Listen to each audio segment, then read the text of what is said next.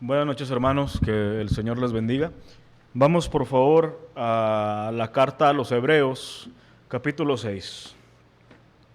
Esta noche terminamos nuestra serie de temas que tuvieron el propósito de poder volver a recordar, a repasar algunas áreas importantes que en lo personal considero deben de ser la estructura de toda iglesia local. Pudimos ver por qué es importante la iglesia, y no en un aspecto universal, sino en un aspecto local primariamente. ¿Por qué la iglesia local es importante? Y si tuviéramos que responder esto, tendría que decir de manera muy simple, es que la iglesia local es importante por cómo Cristo la ve. Cristo mira a su iglesia de una manera hermosa, por poner una palabra. Ha sido por la cual Cristo dio su vida. Cristo compró a la iglesia y se dio a sí mismo para santificarla, de tal manera que nuestro Señor Jesucristo no descansa y sigue santificando a su iglesia. Por eso la iglesia, tanto en un aspecto general, universal, hasta un aspecto local, es importante, el cuerpo de Cristo. Nosotros como iglesia local somos parte de algo mucho más extenso que nosotros. Hay creyentes del otro lado del mundo, en lugares que no conocemos, que están unidos también al cuerpo de Cristo, y que en algún momento, cuando el Señor así lo disponga, vamos a estar unidos alabando a nuestro trino Dios. También volvimos a recordar por qué la membresía de la iglesia debe de ser importante y la disciplina.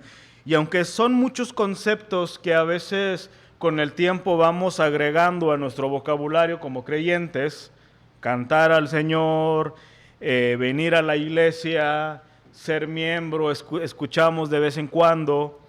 El punto es poder darle la importancia a la luz de la Escritura a todo lo que rodea a una membresía significativa. Por último, vimos también la importancia del discipulado bíblico y qué tanto nosotros le estamos brindando importancia. Ahora, si tuviéramos que tratar de unificar todas estas ideas en una sola oración, debería de ser la importancia de la centralidad de Cristo en la iglesia, la centralidad de Cristo en la iglesia local. Ahora, decir esto es mucho más fácil que poder llevarlo a la práctica. Llevar a la práctica que Cristo sea el que nos rige en todo momento como iglesia es algo complejo.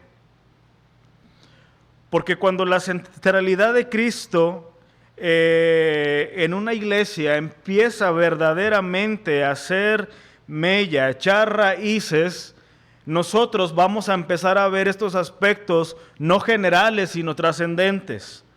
Para poder hacer que Cristo realmente reine sobre nosotros de una manera muy visible, eso significa que tenemos que poner en práctica cada vez más y participar cada vez más del discipulado bíblico. Porque mientras yo participo en discipular a alguien, yo sumo a que el brillo de Cristo esté presente en la vida de esa persona.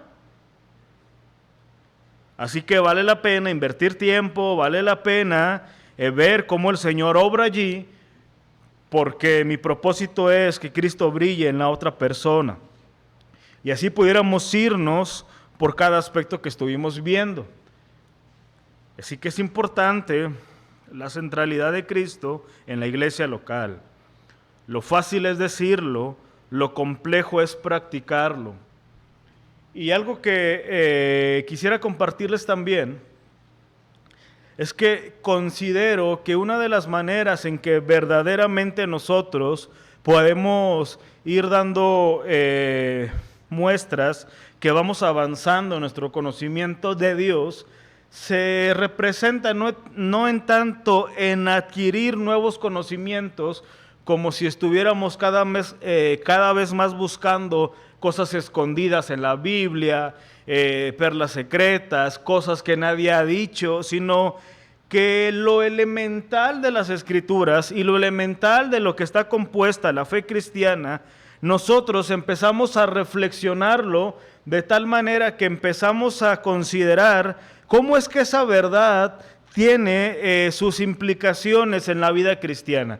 Y empezamos a hacer un ejercicio personal de evaluar esto, de considerarlo, de meditarlo, de compararlo con las Escrituras, y empezamos a notar, por esto es trascendente esto, y a la luz de la Escritura es esto, y empezamos a poder ver un poco de por qué el Señor nos ha dado tales pautas para la iglesia.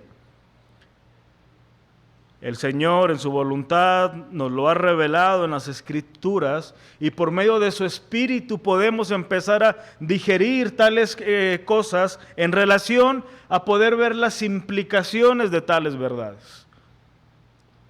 Hasta cierto punto pudiéramos decir que es fácil entender algunas cosas en el plano intelectual o mental nada más, aprendernos o memorizarnos cierta terminología, pero cuando rogamos al Señor que podamos ver esas verdades en el Espíritu y que el Señor nos permita relacionarlos correctamente con su persona, con la fe que nos ha dado y con la vida de la iglesia, empezamos a ver un aspecto diferente y empezamos a hacer nuestras esas verdades. No porque nosotros las hayamos dicho, ni que las hayamos descubierto, sino porque se empiezan a hacer verdaderas convicciones en nosotros. Cuando esto no es así, nosotros empezamos a ver que lo más relevante de una iglesia son sus instalaciones, son las personas, son las actividades que se tienen o se dejan de hacer, y es por eso que es muy fácil el desanimarse, porque en aquello que el Señor ha dicho que es intrascendente, nosotros empezamos a verlo como lo relevante e importante. Nosotros, al no entender estas cosas, invertimos el orden de las cosas e invertimos la importancia de las cosas. Y ya no le asignamos algo importante porque Dios lo ve importante, sino porque en mi entendimiento superficial es lo que yo considero importante y relevante para la iglesia. Pero la iglesia y cómo hemos de funcionar siempre ha de ser de un carácter espiritual. De un carácter espiritual. Siempre nos debe de conducir hacia lo espiritual, hacia vidas transformadas por el Evangelio de Cristo, hacia un fervor más por el Señor y hacia un deseo más en cumplir aquello que el Señor nos demanda como iglesia y a cada uno que la componemos. Y es por eso que quisiera terminar con este tema, el fruto del Espíritu dentro de la iglesia local, y quisiera tomar un pasaje como ejemplo para poder observar esto de una manera un poco general. Lamentablemente muchas iglesias así llamadas de sana enseñanza y denominaciones que se han caracterizado por mantener la verdad hasta donde el Señor nos ha permitido entenderla, muchas veces por no querer participar de aquellos lugares en donde caen en los excesos, en donde caen en tergiversar las cosas, muchas veces hemos desestimado hablar del Espíritu Santo y le hemos concedido a ellos como la única autoridad para hablar del Espíritu, de tal manera que cada vez que escuchamos hablar del Espíritu Santo, muchas veces lo relacionamos rápidamente con las iglesias pentecostales, con las iglesias carismáticas, y por eso muchas veces nosotros no estamos tan entendidos del mover del Espíritu Santo dentro de la iglesia local, el verdadero actuar del Espíritu Santo, la tercera persona de la Trinidad, Dios mismo. En aquellos lugares se suele decir que el mover o el actuar del Espíritu Santo se evidencia mediante únicamente hablar en lenguas, sanidades, milagros, nuevas revelaciones, nuevas visiones, gente en un éxtasis total, que cuando lo comparamos a la luz de las Escrituras decimos, por supuesto, no hay base para sustentar tales cosas. Pero si nosotros no practicamos esto, ¿quiere decir que el Espíritu Santo no obra en nuestra iglesia? Por supuesto que no. Nuestra iglesia y cada iglesia del Señor necesita tanto depender del Espíritu Santo. Necesitamos tanto ser guiados por el Espíritu Santo para poder funcionar adecuadamente según el Señor demanda de nosotros. Ahora, antes de considerar nuestro pasaje, quisiera recordarles algunas cosas que vamos a ver hoy y que es necesario tener en mente. Desde el inicio de las Escrituras, en donde tenemos el testimonio de Dios, Dios nos ha dejado ver que nunca su diseño para la humanidad y por supuesto para la iglesia nunca ha sido el individualismo. Podemos decir que el individualismo o individualista es esa persona que obra según su voluntad, que se aísla, que no considera la opinión de nadie y por supuesto no se somete a las normas de un grupo que regulan las relaciones. El individualista es su propio juez y se pierde de todos los beneficios de permanecer dentro de una comunidad. En la Biblia vemos que desde el inicio Dios dijo que no era bueno que el hombre estuviera solo, sino que le iba a conceder una ayuda idónea. Más adelante vemos que en ese mismo mandato hay una progresión y ahora Dios conforma una familia, una primera familia. Más adelante Dios siguió en ese proceso y ahora vimos a una nación. Y en ese proceso de lo que Dios ha revelado, ahora estamos en la iglesia. Dios siempre se ha valido de trabajar con un grupo para revelarse. Y hoy estamos en la iglesia. Y por supuesto de que la iglesia no funciona o no puede funcionar desde un aspecto individualista. Tanto el propósito del primer matrimonio, de la primera familia, de Israel como nación y de la iglesia siempre ha sido reflejar la imagen de Dios, difundir la verdad del Evangelio y vivir en conformidad a ese Evangelio. Ahora, para nosotros en un aspecto es más fácil porque nosotros tenemos la revelación completa. Ya tenemos todo lo que Dios es o lo que Él ha querido revelarnos. Ya tenemos una definición más determinada de lo que implica el Evangelio de nuestro Señor Jesucristo. Y a la luz de lo que ya conocemos ahora, vemos que un mandato constante para los creyentes del Nuevo Testamento es comportarse conforme es digno del Evangelio. Sin embargo, existe un problema a la hora de tratar de cumplir con ese propósito dentro de cada comunidad de creyentes y siempre ha sido el responsable primariamente de dividir, de fragmentar, de dañar. Lo hizo con el primer matrimonio, lo hizo con la primera familia, lo hizo con Israel como nación y lo sigue haciendo en la iglesia. Y por supuesto que estamos hablando del pecado. El pecado desde el inicio ha fragmentado cada relación y cada unidad.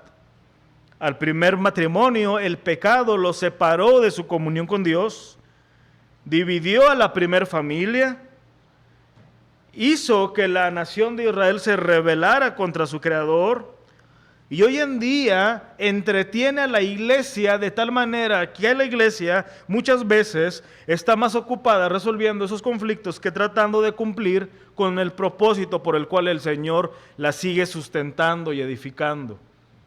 Las iglesias en todo el mundo, las estadísticas así lo dicen, están más encargadas y más preocupadas por resolver conflictos que por tratar de cumplir lo que el Señor demanda de ella. Así que para poder meditar en nuestro pasaje, nos es necesario considerar un pequeño contexto muy inmediato. Y siendo más precisos, nos es necesario considerar la trascendencia del Espíritu Santo en la vida del creyente y en la iglesia. Nosotros vamos a estudiar el capítulo 6, los primeros 10 versículos, pero quisiera que noten desde dónde Pablo empieza a hacer énfasis del Espíritu Santo en la vida de los creyentes. Vean el capítulo 5, por favor, versículo 16. Capítulo 5, versículo 16.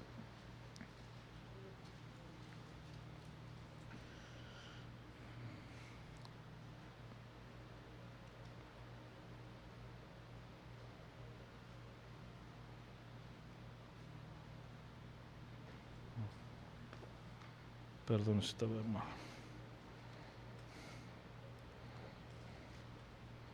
Les dije a los hebreos, me equivoqué, perdón, es la carta a los Gálatas. La carta a los Gálatas. Capítulo 5, versículo 16 de la carta a los Gálatas. Dice el apóstol Pablo: digo pues, andad en el Espíritu y no satisfagáis los deseos de la carne. Fiel a su costumbre, el apóstol Pablo por lo regular se ocupa la mitad de tiempo de sus cartas para establecer fundamentos, y posteriormente Pablo empieza a hablar de cómo se debe de vivir a la luz de lo que él acaba de decir. La carta a los Gálatas es una carta que tiene el propósito de proveerle al creyente los recursos para que viva en la libertad de Cristo. Y en el versículo 16 Pablo empieza diciendo: andad en el Espíritu. Ahora noten ahora el capítulo 6, versículo 8, por favor. Capítulo 6, versículo 8, dice el apóstol Pablo: porque el que siembra para su carne, de la carne segará corrupción, mas el que siembra para el Espíritu, del Espíritu segará vida.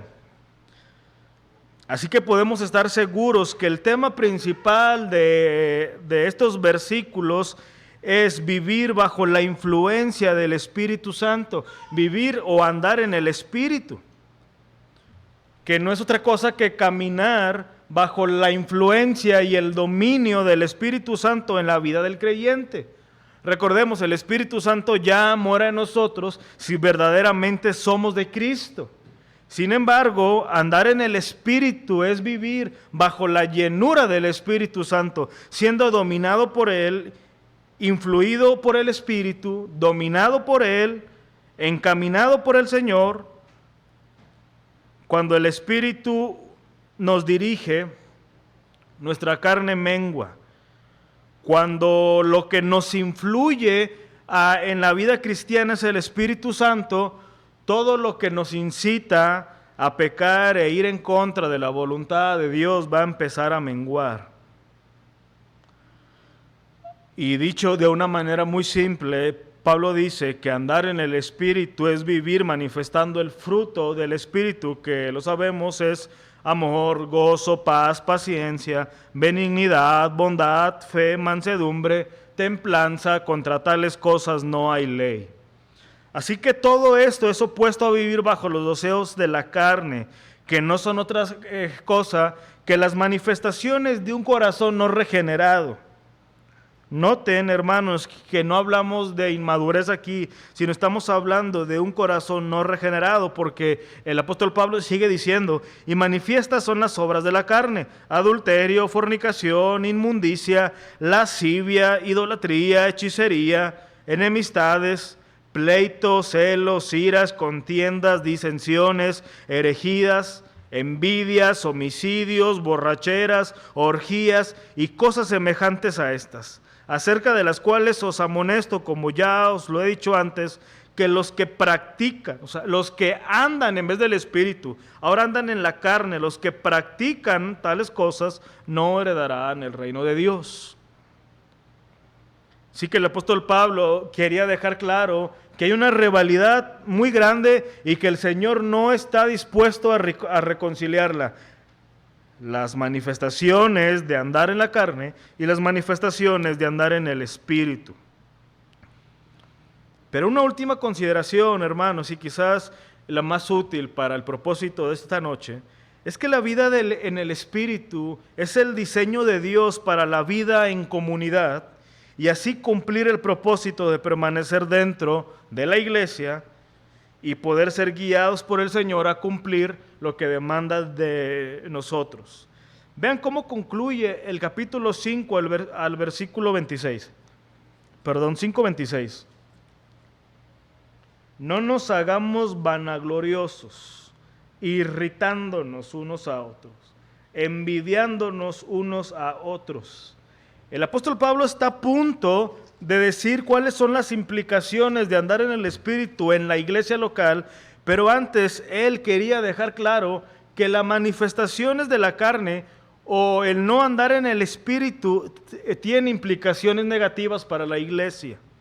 Y él dice sencillamente que alguien que no anda en el Espíritu irritará a otros, envidiará a otros y por lo tanto andará en una total vanagloria o en una total arrogancia.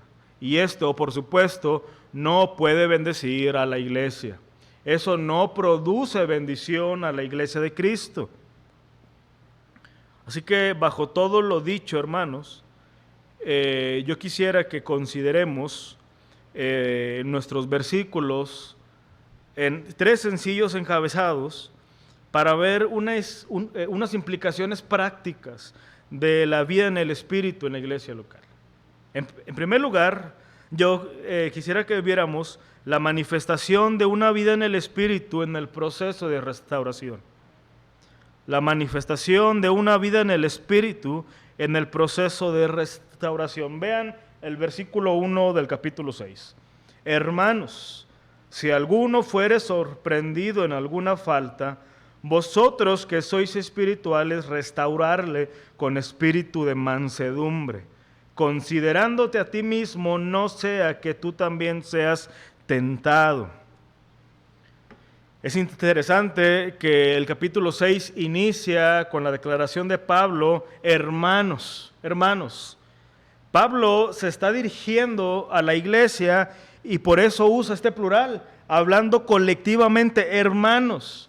No está tratando pecados individuales, no está diciendo si tú batallas con la humildad, si tú batallas con la arrogancia, si tú batallas, no, dice hermanos, esto tiene que ver con toda la iglesia, hermanos.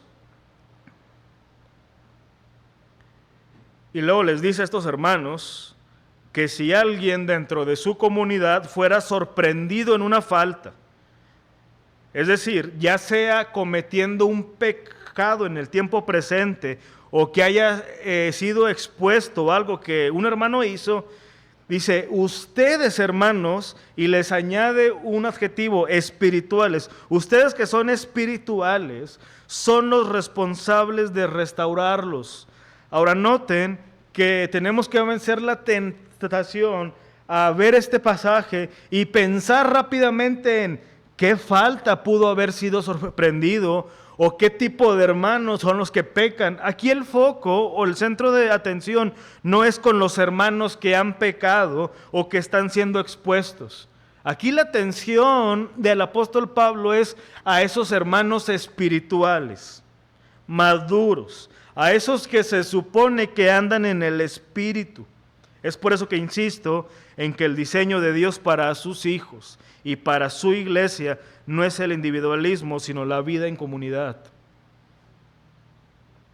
No es que el pecado de estos hombres que ha sido expuesto no sea importante, y no quiere decir de que la iglesia lo tenga que desestimar, sino más bien es como si el apóstol Pablo quisiera poner la carga en aquel que se considera espiritual y maduro y dice, tú que te consideras así, tú que te consideras que caminas en el Espíritu y que tú no serías el tipo de hermano que fuera sorprendido en algo, evidéncialo participando en la santificación de otros creyentes mediante la restauración. Cada vez que un cristiano peca, y esto lo lleva a alejarse por algún tiempo, o propicia en él desánimo, o abandona por un tiempo la iglesia local, cada vez que un líder cae y abandona en el ministerio, etcétera, etcétera, la iglesia, más que molestarse en primera instancia, debería de entristecerse por su condición y por cómo su pecado empieza a borrar la imagen de Cristo en su vida. Nota, hermano, esto nos debe de llevar a una pregunta muy simple. ¿Cuál es tu actitud o cuál es nuestra actitud como iglesia cuando notamos que alguien está practicando el pecado abierto o que está pecando constantemente. La actitud que tomemos va a revelar mucho de nuestra condición espiritual, porque puede que si nosotros nos quedamos en un enojo, si nosotros nos quedamos en una molestia y no causa en nosotros tristeza por ver que esa persona le ha dado la espalda a nuestro Señor Jesucristo y cómo Cristo empieza a ya no figurar tanto en su vida, sin darnos cuenta estamos adoptando y abrazando un corazón legalista. Y nos enoja que el hermano no está cumpliendo una regla y no nos entristece que un hermano está perdiendo el brillo de Cristo. Es por eso que digo que la iglesia local debe de andar en el Espíritu. Ya luego nos podemos preguntar qué pasó, cómo llegaste a este punto, por qué no vimos señales, etcétera, etcétera. Y por supuesto que cada uno es responsable de su condición y cada uno dará cuentas por su pecado. Sin embargo, esa verdad no anula lo que está diciendo el apóstol Pablo. La iglesia es llamada a participar activamente en el proceso de santificación de sus miembros. Y una manera en que nosotros podemos involucrarnos es restaurarle.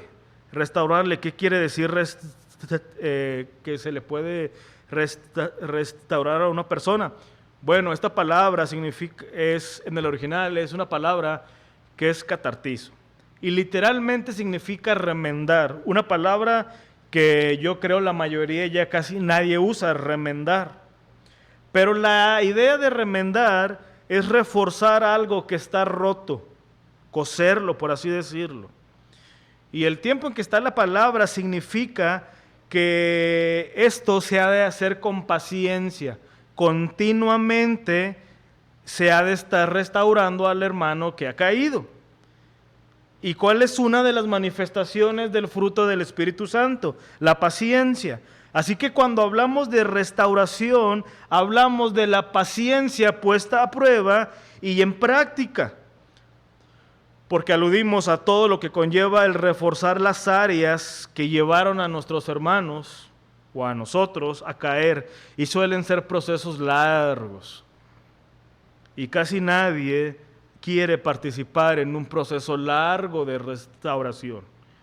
Así como un padre de familia quisiera que cuando le dice a su hijo, ya no hagas esto, únicamente sea suficiente eso para que el hijo entienda y lo ponga en la práctica por el resto de sus vidas. Pero sabemos que no, que es continuamente ser pacientes.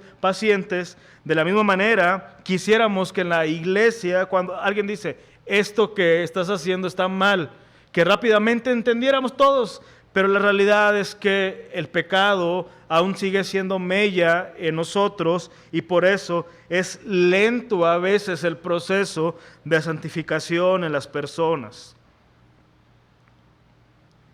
Cuando alguien dentro de nuestra comunidad ha caído, nosotros no solo deberíamos señalarlo, sino que deberíamos de ver su situación, entristecernos y buscar en el Espíritu, en el Señor y en consenso, cómo podemos reforzar su vida espiritual. ¿Cómo hacemos que aquel hermano caído restablezca su comunión con el Señor, que a final de cuentas debería de ser nuestra gran preocupación? ¿Cómo podemos hacer que alguien que ha roto su comunión con el Señor la restaure? Y esa es una labor de toda la iglesia, no solo de un pastor, no solo de un líder, no solo de la familia de esa persona, sino de toda la iglesia. Dice nuestro texto que cuando se haga así, que se haga con espíritu de mansedumbre. La mansedumbre es la fuerza puesta en sumisión. Eso implica humildad. Siempre que en el Nuevo Testamento se menciona la mansedumbre, habla de la disposición de alguien para ser enseñado y para ver cómo está su consideración hacia los demás.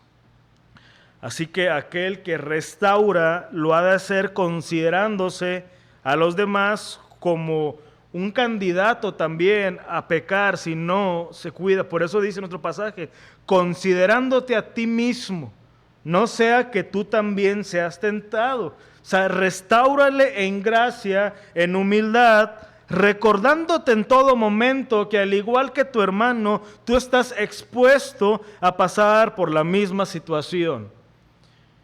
Y si hemos avanzado en nuestro caminar con el Señor, tenemos que reconocer que la única diferencia de nosotros con aquellos hermanos, conocidos o no conocidos, que alguna vez han caído, es la gracia del Señor Jesucristo en nosotros. Esa gracia que el Señor nos ha hecho perseverar hasta el final y nos ha guardado del mal.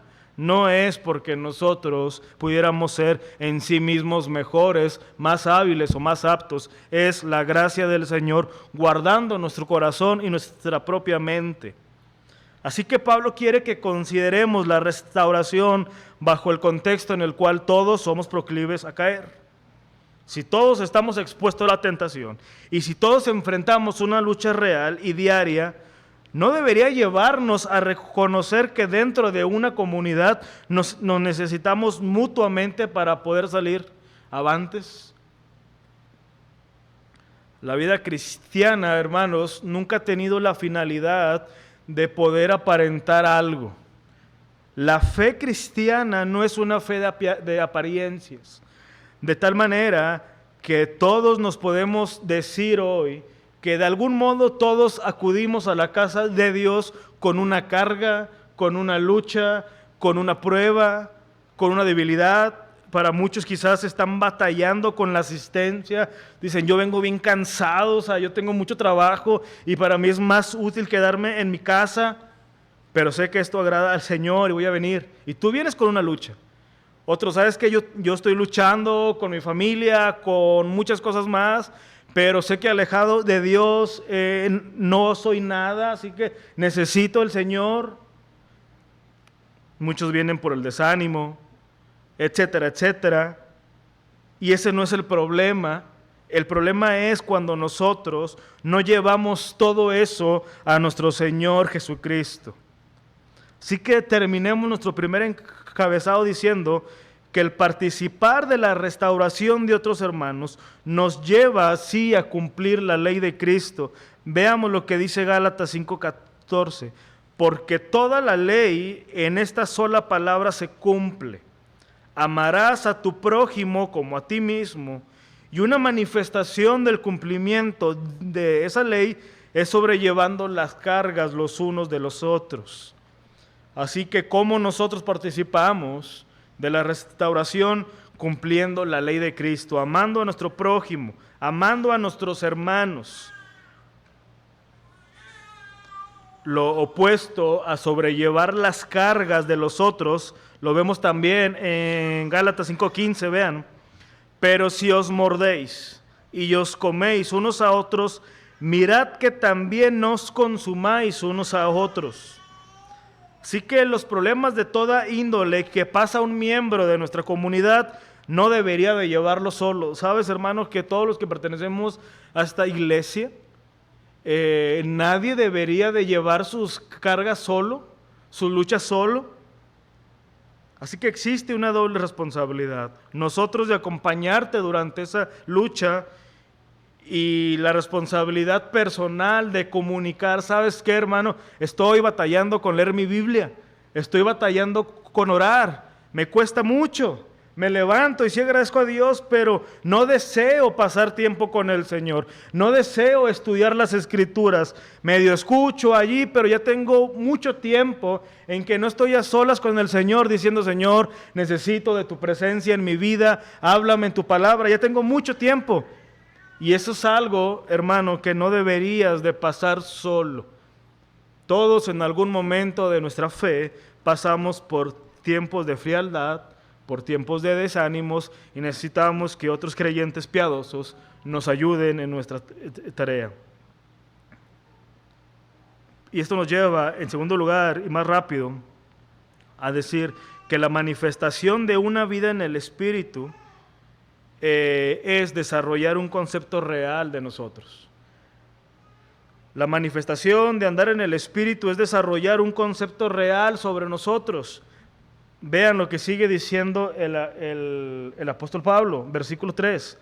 Porque el que se cree ser algo, no siendo nada, a sí mismo se engaña. Así que cada uno someta a prueba su propia obra, y entonces tendrá motivo de gloriarse solo respecto de sí mismo y no en otro. Así que un impedimento para participar en la santificación de otros y para que otros participen en la nuestra, sin duda es una idea errada y equivocada de nosotros. Es muy claro y muy sencillo lo que dice el apóstol Pablo, pero las implicaciones son muchas.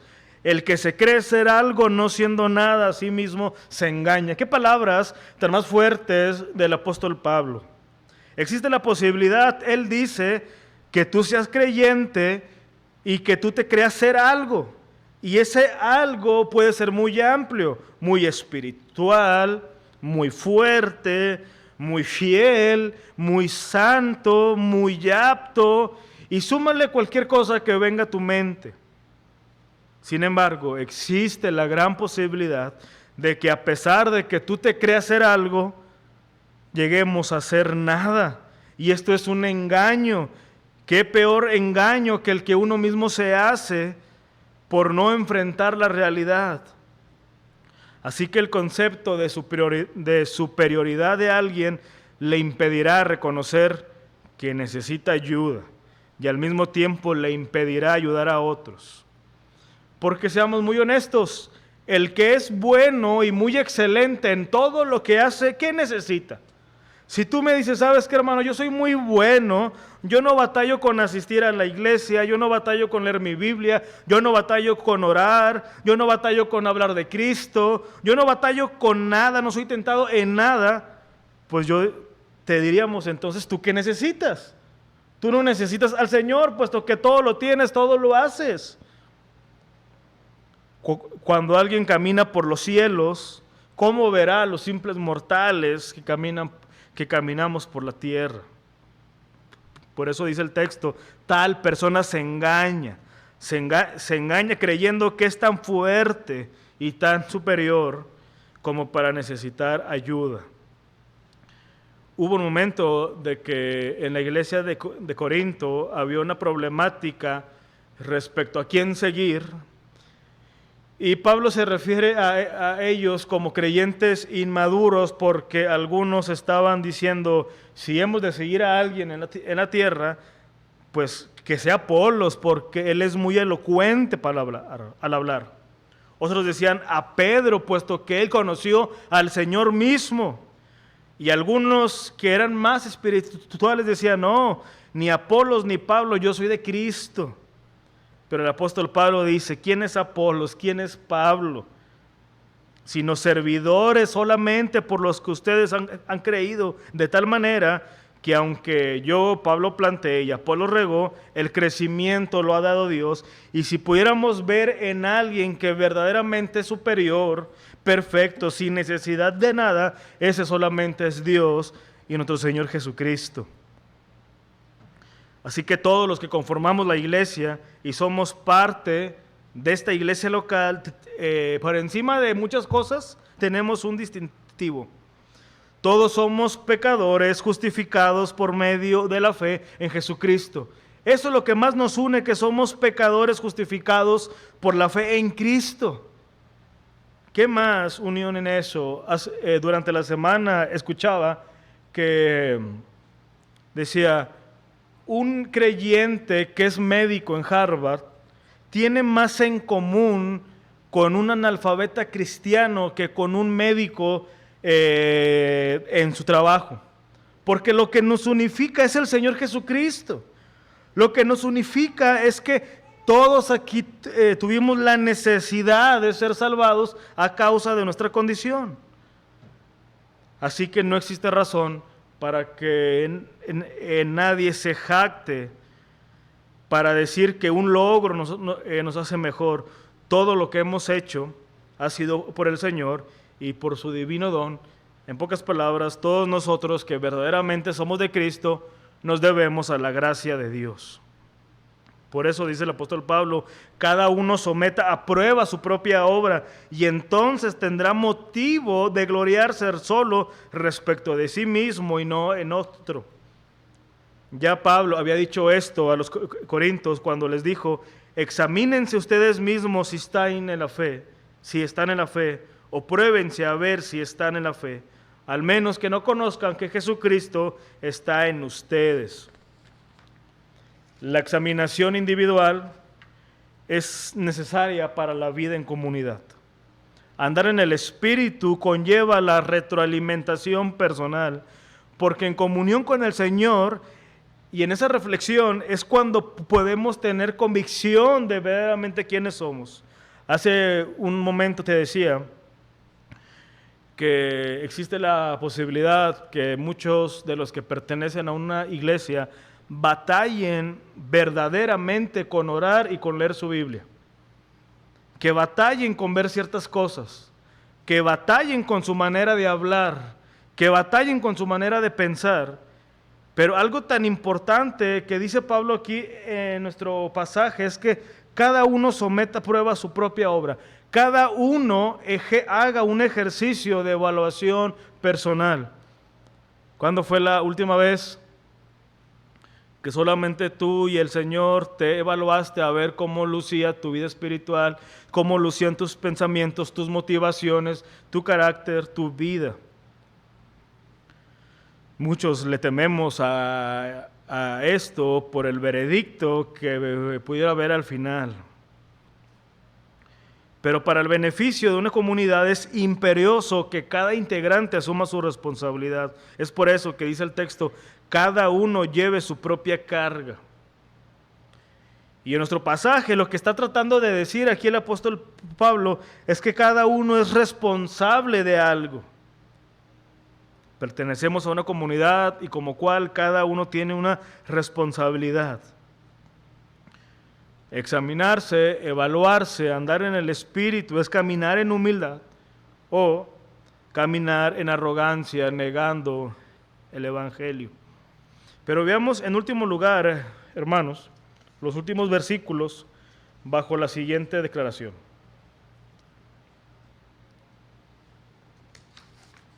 La manifestación de una vida en el Espíritu procura el bien de todos los santos. Antes de llegar aquí, y como parte de ese ejercicio de evaluación, dice el apóstol Pablo, que alguien que se engaña es tan terrible porque cae en lo dicho del versículo 7, no os engañéis, Dios no puede ser burlado, pues todo lo que el hombre sembrare, eso también segará. No solamente aquel que no anda en el Espíritu se engaña a sí mismo, sino que pretende engañar a Dios. Pretende asumir que Dios puede ser burlado. Y no hay algo tan triste que la falsa piedad. La falsa piedad tiene la característica de tratar de convencer a los hombres que es espiritual. Tratar de convencer a los líderes que verdaderamente es un hombre espiritual, desestimando, por supuesto, la omnisciencia de Dios, los ojos de Dios que conocen absolutamente todo. Tú y yo podemos convencer a alguien que somos tan espirituales, que consideramos tanto al Señor, pero el Señor en su soberana omnisciencia y voluntad lo ve todo. Así que el que se engaña a sí mismo y vive en falsa piedad, siembra para su carne y segará corrupción, es decir, muerte. Pero aquel que verdaderamente conoce su condición y su necesidad y camina en el Espíritu y no se cansa de hacer bien, a su tiempo segará si no desmaya. Así que un creyente nunca debe menguar su vida cristiana por no ver rápidos resultados, por no ver que otros reconozcan tu influencia. No te canses cuando parezca en vano llevar una vida agradable a Dios. No te canses cuando no te agradezcan o reconozcan tu labor dentro de la comunidad que es la iglesia, porque al tiempo Dios te concederá ese fruto. Y ese fruto no es nuestra exaltación, es la exaltación de Cristo en la vida de los demás. Hay un gozo tan grande cuando el Señor nos permite ver cómo Cristo empieza a ser formado en la vida de alguien, cuando Él nos permite aportar, aunque sea un grano, en esa formación. Es algo realmente gozoso ver la obra que Dios hace en otras personas, y el Señor, siendo todopoderoso, quiso incluirnos en ese proceso. Eso es algo gratificante para nosotros. Pero, como les dije, en último veamos la manifestación de una vida en el Espíritu cuando busca el bien de todos los santos. Así dice el versículo número 10. Así que según tengamos oportunidad, hagamos bien a todos, y mayormente a los de la familia de la fe. Y mayormente a de la familia de la fe. La vida en el Espíritu, hermanos, no es la santurronería bajo un síntoma de ermitaño, es decir, que busca estar ausente de todo y de todos, sino que la verdadera vida en el Espíritu siempre se va a llevar a cabo en el contexto de las relaciones. Siempre el Señor demanda manifestar lo que Él está haciendo en nosotros. El texto no dice que si tú caminas en el Espíritu y si verdaderamente eres guiado por el Espíritu, escóndete y vive tu espiritualidad a escondidas, no, sino que dice, así tengas oportunidad, haz bien a todos, busca el bien de todos, pero dentro de esos todos, dale prioridad a los de la familia de la fe. Nuestra parte final del texto así dice: busca el bien de todos, pero prioritariamente busca el bien de los santos, de aquellos que son tus hermanos, de aquellos que comparten tus cargas, tus luchas y que tienen un bien en común. Buscamos agradar a nuestro Señor Jesucristo. Una de las biografías de Martín Lutero dice que en algún momento él dijo que tus vecinos no necesitan tus buenas obras, que Dios no necesita tus buenas obras, pero tus vecinos sí. Así que nosotros tenemos una encomienda: vernos o evitar vernos a toda costa en enemistades, en pleitos, en celos, en iras, en contiendas, en disensiones, herejías, envidias, homicidios, borracheras. Y lo opuesto a esto es ver que dijo Jesús cuando Él dijo: vosotros sois la luz del mundo. Una ciudad asentada sobre un monte no se puede esconder, ni se enciende una luz y se pone debajo de un almud, sino sobre el candelero, y alumbra a todos los que están en casa. Así alumbre vuestra luz delante de todos los hombres, para que vean vuestras buenas obras y glorifiquen a vuestro Padre que está en los cielos. Así que es cierto que nuestro testimonio no salvará a nadie y que nuestro testimonio no puede usurpar las palabras de Cristo. Sin embargo, nuestro anhelo debería de ser que nuestra conducta no ponga estorbo al Evangelio ni al avance de la iglesia. Nuestro mayor anhelo como fruto de caminar en el Espíritu es cómo podemos servir a los santos. ¿Cómo yo puedo hacer que mi hermano camine más fácilmente en la fe? Algunos dicen que la responsabilidad de todo creyente es cómo puedo hacer que a ti te sea más fácil creer en Cristo. ¿Cómo puedo hacer yo que a ti te sea más fácil creer en Cristo? Pero esta es una pregunta que no solamente tú la deberías de escuchar y decir, bueno, mira, para empezar cambia tu carácter. Para empezar, tú cambia esto y esto y esto. No, es una pregunta que al momento de escucharla deberíamos de hacerla a los demás, porque nos pone en la misma plataforma de decir, necesitamos comprometernos con el Señor y buscar servir a los santos. Mayormente a la familia de la fe, dice. En la Biblia se le llama a la iglesia familia de fe, cuerpo de Cristo, el Israel de Dios, la iglesia de Dios, edificio de Dios. Así que nosotros somos llamados a ver y buscar el bien de todos, pero principalmente a nuestros hermanos en la fe. Y aunque este término que dice familia de la fe habla no solamente a creyentes de tu comunidad, sería irónico e incongruente que nosotros busquemos el bien de los santos de otras iglesias y no busquemos el bien de los santos primariamente de nuestra iglesia local.